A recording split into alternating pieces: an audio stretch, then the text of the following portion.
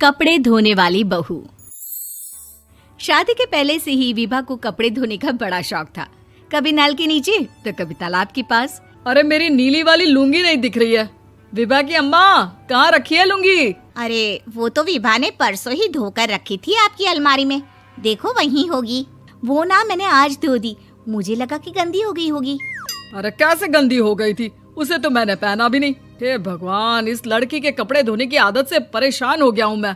जितना तो घर में राशन नहीं आता, उससे कहीं ज्यादा डिटर्जेंट पाउडर का खर्चा है।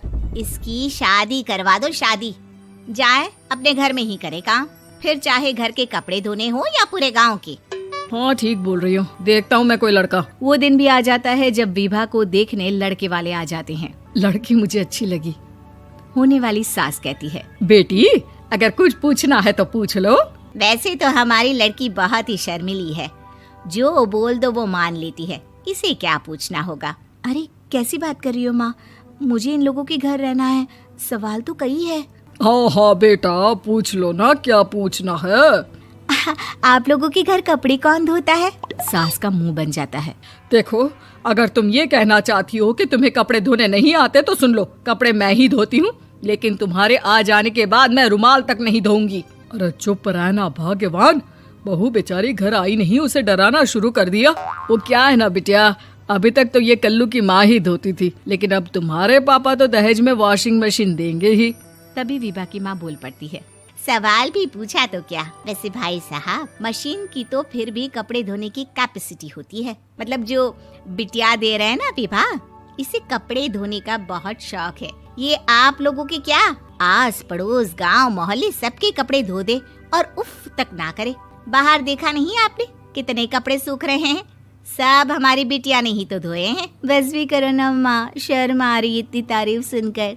और तो और एक दाग निकाल कर दिखाओ तो मान जाओ। हाँ अच्छा, माफ करना बेटा, मैंने गलत समझा। हमें तो रिश्ता बहुत पसंद है। और ऐसे जुड़ जाता है रिश्ता कपड़े धोने का शौक रखने वाली विभा का। उसकी शादी हो जाती है कोयला फैक्ट्री में काम करने वाले कल्लू के साथ। शादी के बाद अचानक विभा चिल्लाती हुई सास के पास आती है। सासू माँ, अरे सासू माँ कहाँ है आप? ये तो धोखा है, धोखा दिया आप लोगों ने मुझे। इसे ससुर के चक्कर के बारे में पता चल गया। अरे तो उसमें तुझे क्यों धोखा मिला है? अरे नल में पानी नहीं आता, कपड़े कैसे कब धुलेंगे? अच्छा, तू पानी नहीं आ रहा उसकी बात कर रही है। तो आपने क्या सोचा? कुछ नहीं। अच्छा, तेरी माँ ने कहा था कि कपड़े धोने का शौक है तुझे, याद आया मुझे। शौक बोलकर कपड़े धोने वाले मेरे जुनून को कम ना आके सासू माँ, कपड़ा धोना मेरा गुरूर है। तभी पति भी वहाँ आ जाता है। अभी मैंने इसे सनी देओल की फिल्म दिखाई है, उसी के डायलॉग मार रही है माँ। अच्छा सुन, साफ बता रही हूँ, पानी सुबह 4 से 6 और शाम को 10 से 12 आता है, समझी? विभा टाइमिंग सुनकर हैरान हो जाती है। ये क्या भूतों का मोहल्ला है? सुबह 4 बजे उठकर कौन कपड़े धोता है? 4 बजे टंकी में पानी जाता है, फिर सारा दिन धोना ना, किसने मना किया? अरे कैसी बात कर रही हैं? 200 लीटर की टंकी में कितने कपड़े धो लूंगी मैं? सुबह ही उठ जाऊंगी मैं। अब क्या था, विभा सुबह 4 से लेकर रात के 12 बजे तक कपड़े ही धोती रहती। एक रोज सास पड़ोस से निकलकर कहीं जा रही होती है कि साथ वाली कहती है, हाँ कल्लू की माँ, जरा ये बताओ कि 2 साड़ी है, 2 ब्लाउज और एक पेटीकोट और एक नाड़े वाला लंबा कच्छा। हाँ तो? अरे तो क्या, कितना लोगी धुलाई ये बताओ। धोबन दिख रहे हैं हम क्या? हमारे पति सरकारी नौकरी से अभी रिटायर हुए हैं और बेटा सुपरवाइजर है कोयला फैक्ट्री में। धोबन समझ रखा है हमें। हाय रे कल्लू की अम्मा, माफ कर दो, वो तो मोहल्ले में यही सब बता रहे थे कि तुमने बहू को कपड़ा धुलवाने के काम में लगा दिया है। सास को पड़ोसन की बात सुनकर गुस्सा आ जाता है। वो घर पहुंचती है जहां घर के बाहर ही इतने सारे कपड़े सूख रहे होते हैं जितने कि किसी धोबन के घर पर। अरे ओ कल्लू की दुल्हन, बाहर निकल। माँ जी यहीं आ जाओ, बाथरूम में चादर धो रहे हैं हम। अरे अभी हम धोते हैं, तुमको बाहर निकलो। ये आस पड़ोस वाले बोल रहे हैं कि हम बहू से कपड़े धुलवा कर उसे कपड़ा धोने वाली बना दिए हैं। अरे छोड़ो ना माँ जी, किन लोगों की बातों में आती हो? आस पास के लोगों का तो काम ही होता है कि वो किसी तरह सास बहू को लड़ा दे। बहू सारे घर के कपड़े धोती है, ये क्या कम है? बोलिए। सास को भी लग जाता है कि वो बहू का ये सनकीपन नहीं छुड़वा सकती, इससे अच्छा है कि खुद ही चुप हो जाए।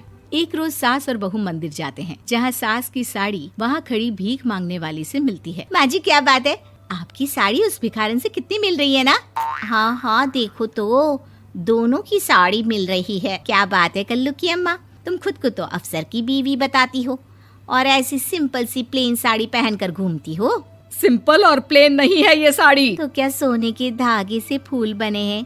कुछ भी सासू माँ, कुछ भी। हाँ बने थे इस साड़ी में सोने के धागे से फूल। मेरे पति लेकर आए थे मद्रास से स्पेशली मेरे लिए 10,000 की। ताहे भाई साहब इस भिखारन के लिए भी सेम टू सेम साड़ी लेकर आए होंगे 10,000 की। सास उस वक्त तो कुछ नहीं कहती, लेकिन बहू के साथ घर आती है और अलमारी से एल्बम निकाल कर लाती है। ये साड़ी देख रही है, ये वही साड़ी है जिसे मैंने अभी पहना था। इस साड़ी में ये जो चमकदार फूल दिख रहे हैं ना, ये सोने के धागों से काढ़े गए हैं। लेकिन तू लोकल वॉशिंग मशीन ब्रश से घिस घिस कर सारे फूलों को निकाल कर साड़ी प्लेन कर दी। मुझे माफ कर दीजिए सासू माँ। और तो और, जब मैंने तुझे तेरी गलती के लिए कुछ नहीं कहा, लेकिन तूने तो सबके सामने मेरा मजाक ही बना दिया। क्यों? बहू को समझ में आ जाता है कि अब से उसका कपड़े धोना बंद।